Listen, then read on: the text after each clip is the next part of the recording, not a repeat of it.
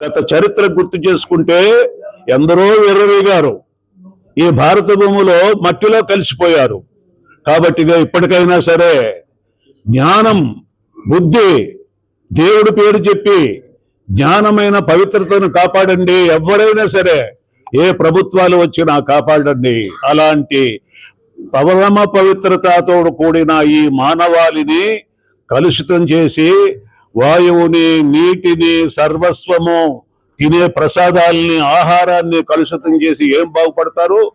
భూస్థాపితమైపోతారు. కాబట్టిగా ఇప్పటికైనా మీరు తెలుసుకొని ఈ మానవాళిని మనుగడకు దోహదం మీరు అడ్డుకట్ట వేశారో ఆ పరమేశ్వరుడు, ఆ వెంకటేశ్వరుడు, ఆ త్రిమూర్తులు కూడా మిమ్మల్ని శిక్షిస్తారని ఈ సభాముఖంగా తెలియపరుస్తూ, ఇప్పటికీ కూడా నేనేం చేయలేదు, కల్తీ జరగలేదు అంటే సాక్షాత్తు గవర్నమెంట్ నియమించిన సిట్టు కూడా కల్తీ జరిగిందని చెప్తున్నా కూడా కల్తీ ఏం జరగలేదని పైకి మాట్లాడుతున్నారు. జగన్మోహన్ రెడ్డి వాళ్ళ సంబంధించిన నాయకులతో మాట్లాడిస్తున్నారు.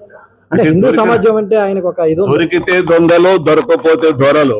కల్తీ కలవలేదు, కల్తీ కలవలేదని మాటలు చెప్పడం కాదు, అది వాస్తవం అనేది వాళ్ళే ప్రూవ్ చేయమనండి. కల్తీ కలవలేదని మనకి రిపోర్ట్ తెమ్మనండి. ఎక్కడైనా సరే కల్తీ కలిసిన దాన్ని కలవలేదని అడ్డుదారుల్లో వెళ్ళకూడదు. కానీ కల్తీ కలవలేదని వాళ్ళు ప్రూవ్ చేసి మనకి ఇమ్మని చెప్పండి.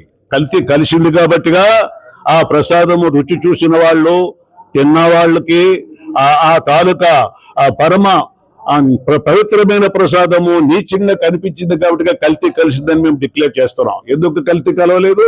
కల్తీ కలిస్తే భగవంతుడి మీద అపరాధం వేసి మేము మాయ మాటలు, మచ్చ మాటలు వాళ్ళ ఆడము కదా. కాబట్టిగా కంపల్సరిగా కల్తీ కలిసింది, అది వాస్తవము, అది మాత్రము సత్యం.